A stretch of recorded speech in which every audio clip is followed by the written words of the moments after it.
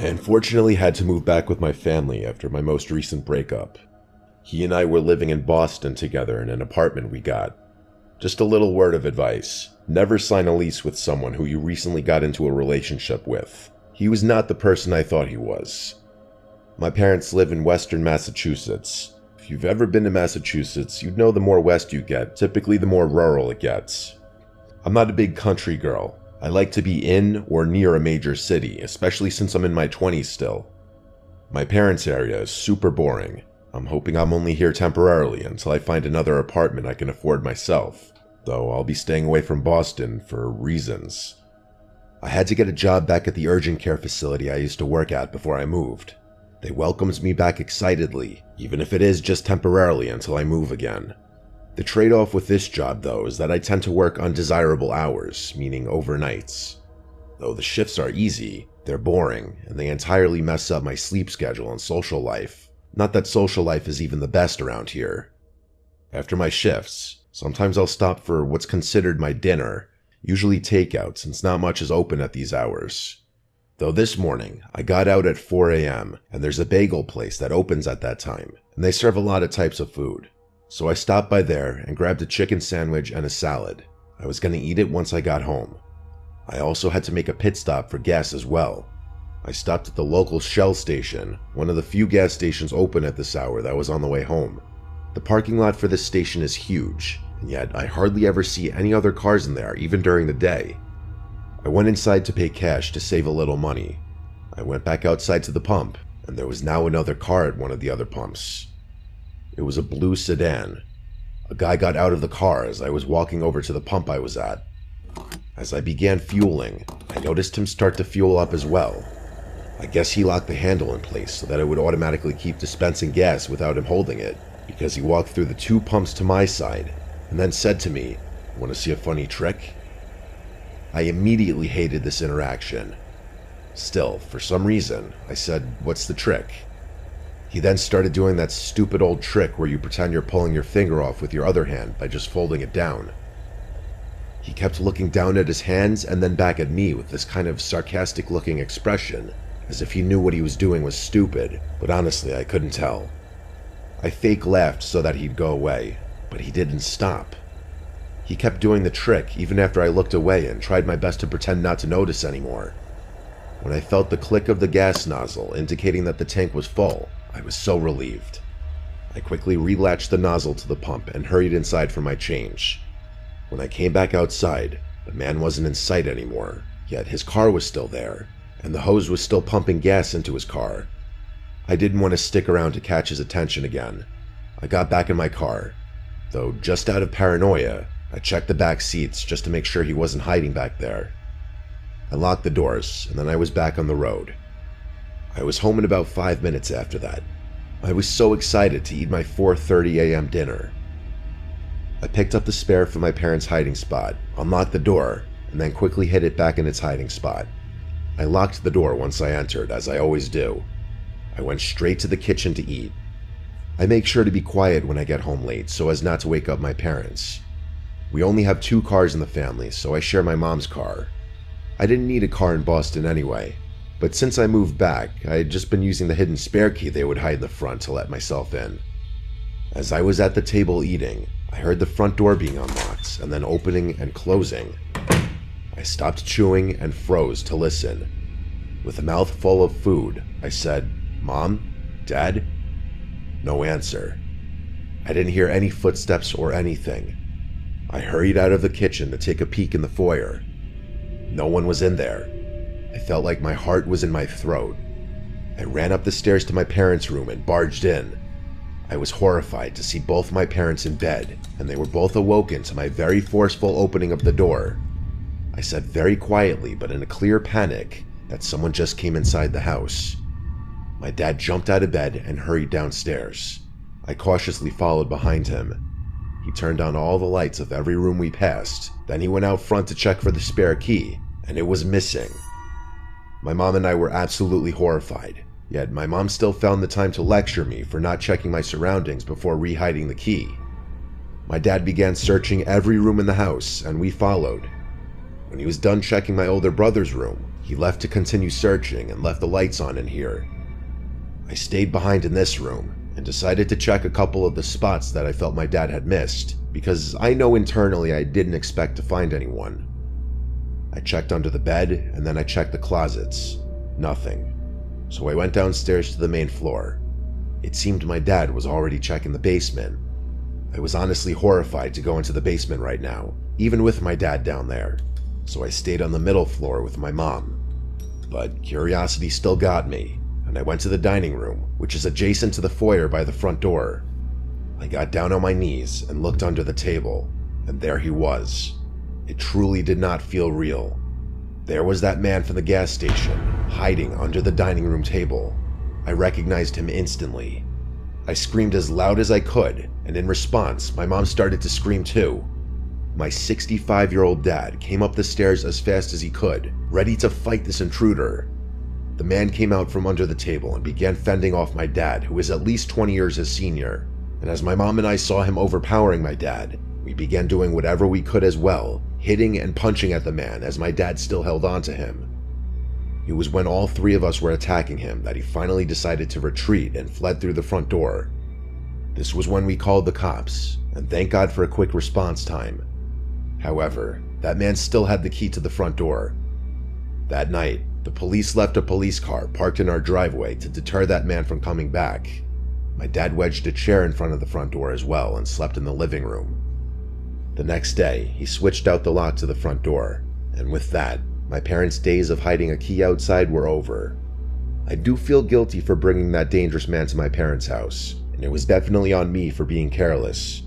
But honestly, I think that man followed me with his headlights off, because I didn't see any cars behind me the entire ride home. I'm happy for my and my family's safety though. However, this just made me want to move out of here even more.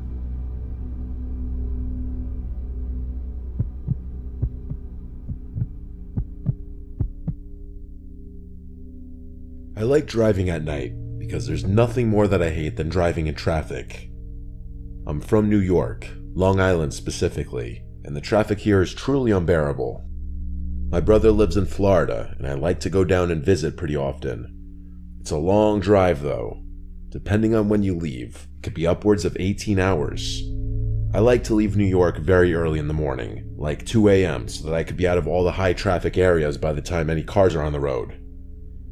So it was a Thursday morning at 2 a.m. that I was leaving home to get on the road. I stopped for my morning coffee at Dunkin' Donuts, knowing I had a long, grueling drive ahead of me.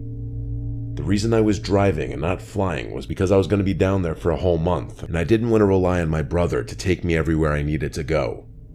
By the time I was off of Long Island, it was after 3 a.m. It was smooth sailing from Jersey. The drive from New York to Florida is very easy once you're out of New York. You take the I-95 all the way down. At about 4 a.m., the hunger was starting to set in, and so I pulled off the I-95 at the first sight of a food sign. I saw Wendy's on the sign, and so I figured I'd get breakfast from there. I skipped breakfast at the house because waking up so early, I feel like your brain doesn't have a chance to realize how hungry you are for a few hours. At least that's me personally. I followed the signs to the Wendy's. I was in some random spot in Jersey. There were no streetlights here. I felt like I was in the middle of nowhere. Just about the only light was from my headlights. When I got to the Wendy's parking lot, some of the lights were on, and I saw a car in the parking lot, so I pulled into the drive-thru. The menu in the drive-thru was lit up, so I thought it was open, but I sat there for over a minute looking at the intercom, waiting for someone to greet me, but they didn't. I even said "excuse me" to no avail. I pulled out my phone and looked up this Wendy's, and wouldn't you know it, it didn't open until 6 a.m. And then, suddenly, 3 knocks at my window almost sent me out of my seat. I turned to my right, and there was a man outside my window, smiling. He motioned for me to lower the window. I didn't really feel comfortable doing that, so I just cracked it open just enough to hear him. He said the place isn't open, and I said, yeah, I actually just found that out. He then told me that he was stranded. He pointed to the one other car in the parking lot over there, and said his battery died. He practically begged me to come help him jumpstart his car. I told him I don't have jumper cables, and he told me not to worry, he has them in his trunk. I took one more look at his car parked in the corner spot by the woods, and I said okay. I believe in karma, and I knew I'd have bad karma if I left this man stranded in a situation that I could have easily helped him out in. He backed away from the car so I could pull my car next to his. Since he was parked head in, I did the same to align our hoods as close as possible. I got out from my car after popping my hood. He went to go pop his hood and grab his jumper cables. After we connected the cables to the respective terminals, I started my car again. We gave it a minute before I told him he should go try starting his car. He took his sweet time walking inside, but when he tried starting it, the car didn't start. So we gave it another couple of minutes, and then he tried it again. Still nothing. This was weird considering he had just been driving the car, so his battery shouldn't need that long to get enough of a charge to start again. The guy then asked me to hang on as he walked away and got on his phone. He started speaking in Spanish in a pretty low volume. I can't really understand Spanish, so I wasn't even bothering trying to hear what he was saying. He came back to me after his call and said that his friend said to give it a few more minutes and try one more time. I said okay. I was trying to do the right thing, but I was also hoping this wasn't going to eat up much more of my time. But the last thing I was expecting was hearing the aggressive sound of 2 pickup truck engines flooring it into the parking lot, one from either side of the building. I instantly put it together. I said oh shit under my breath as I removed the jumper cables from my battery and shut the hood in a hurry, but it was too late. The 2 trucks pulled up behind my car, trapping me in. I had to think on my feet. I looked at the man, who was still smiling at me, but now the smile looked and felt much more nefarious and evil. The look he gave me was so unsettling, and it's engraved into my memory. I locked my car with my key fob and darted into the woods. I ran in the dark, cutting up my shins and God knows what. I tripped over something on the ground, and at that point, I took that as the time to lay down and make myself as tiny as possible. I heard a few men yelling in Spanish somewhere in the woods. I was so scared for my life as the voices got closer. I don't think it gets any more tense than what I was experiencing in that moment. I didn't know how many there were, I didn't know if they were armed, but I heard at least 3 voices. And then the voices started fading away back into the distance, and I felt a sense of relief, until the sound of my car alarm going off in the distance. All of my stuff was packed in the back of my car. Hundreds of dollars worth of clothes, shoes, watches, bracelets. I started making my way back to the parking lot, crouching down. By the time I got close enough to look into the lot, I could see it was just my car there. All 3 other vehicles were gone. I ran out to my car, and it was anyone's worst nightmare. My rear window was shattered, and all of my stuff was gone. Basically 80% of my entire wardrobe, just stolen. My suitcase in the trunk, and all the bags in the back seats. Everything. I actually started to shed tears out of pure stress. I called the police and explained everything. The officers on scene told me they would have to get the CCTV footage from the Wendy's when they opened. After taking all of my info, I was told I didn't need to stay in town and they would be in touch. I was about 2 hours from home. I turned around and drove home. It was the most stressful, depressing, and defeated drive of my life. To make matters worse, I was contacted by the police department in Jersey, and they told me the vehicle in the Wendy's lot had a fake license plate, and the 2 pickup trucks didn't have plates. He told me they were still going to do what they can, but I knew that was just him trying to give me a sense of hope. My stuff was never found. Those bastards got away with it. Like I said, I believe in karma, and I hope those pieces of filth got what was coming to them.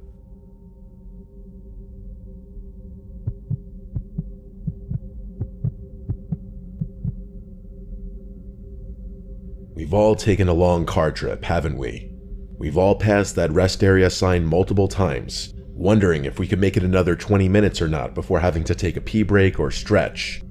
Sometimes you're lucky and get one of those huge rest areas with the big buildings with food and everything. But most other times, depending on where you are, you'll be lucky to get a little one with a tiny building just for restrooms and nothing else. Well, I was on a long road trip. A 15-hour road trip, actually. And a big chunk of that drive was overnight. I won't say from where to where because I don't really think that matters much. But I will say that I was in some bumfucky area on the east coast of the US. It was late at night and I was powering through the drive. Not many cars on the road at this hour. In fact, it was a pretty rare scene to see another car on the road this late. I was reaching that uncomfortable point in the ride where I had to use the bathroom, and I was just getting overall antsy in my seat from sitting for so long. I started keeping an eye out for a rest area sign, and when I saw that familiar blue sign, it felt like a saving grace. So a few miles later, I veered off into the rest area. It was a small one, but there was a restroom building, and that's all I needed. There were no trucks parked here. I'm pretty sure they can only stay overnight at designated truck rest areas. But there was another car in the parking lot. I considered the possibility that whoever it was asleep in their car. As I got out from my car, I stretched a bit, and on my way to the bathroom, I looked at the other car in the lot. But the windows appeared to be tinted, so I couldn't see if someone was inside of it or not. Not that it was a big deal in the moment, I was just curious. I got inside the bathroom, and I was faced with a strange sight. There was a man standing in the corner of the bathroom with his head looking down and his back towards me. At first I thought he was using the urinal, but I quickly realized he wasn't even facing the closest urinal. He was literally just facing the corner of the wall. I paused, and I didn't know whether to say something or not. I almost said, "Are you alright?" but the scene was just too weird. I had to walk closer to him though to get to the stall, and honestly, I was almost scared to get near him. I just tried to mind my business and keep a normal pace. I walked into the stall and closed the door. Honestly though, I couldn't go to the bathroom with someone else in the room. I'm one of those people. He was just too dead silent in there. It was weird. I stood in the stall for like a minute trying to at least pee, but I couldn't for some reason. I flushed the toilet anyway and left the stall. But now, the man had turned around. He was still standing in the same spot, but now he was facing me. I could see his face, and he was looking at me. I'm not one to ever judge someone's appearance, but this man was the scariest looking man I'd ever seen. There was something so unsettling about his face, specifically his eye region. The expression he had was a blank stare. I hadn't had a social interaction in over 10 hours, and this caught me way off guard. Instead of saying anything, I quickly turned and headed out of the bathroom. I got to my car and wasted no time turning it on and backing it up. As I looked in the rearview mirror, I saw that man walking in the direction of my car. I drove fast away to get him out of my sight. I was relieved to get back on the highway. However, that was the only relief I got. I still had to use the bathroom. I was sure it would only be another 20 minutes or so till the next one. I could hold it. I was right, it was about 20 minutes before I got to the next rest area. It was another nearly identical one as the other. Like I said earlier, most are pretty similar. No cars were in this one, thank God. I pulled into a spot right in front of the bathroom and hurried to the stall, and let's just say I felt a lot better very quickly. As I was finishing up in the stall, I heard footsteps enter the room. I thought they'd stop at one of the urinals, but the footsteps came straight to the stall and stopped. I saw someone's shoes through the bottom crack of the door. They were literally standing on the other side of the stall. My first thought was that it was that guy from the other bathroom. He followed me. My social anxiety was handicapping me from saying anything initially, until I finally mustered up the courage to say, "Someone's in here." No response to this though. Now I knew I was in trouble. The only thing I could do was dial 911, put it on speaker so that the man could hear the operator say, "911, what's your emergency?" I said loud and clear, "I'm being followed by a dangerous man. I feel threatened." As the operator asked my location and details, I answered everything in a loud voice, in a tone suggesting that I was implying a "f*** you" to the man. Thank God this worked, as the person turned and walked out of the bathroom.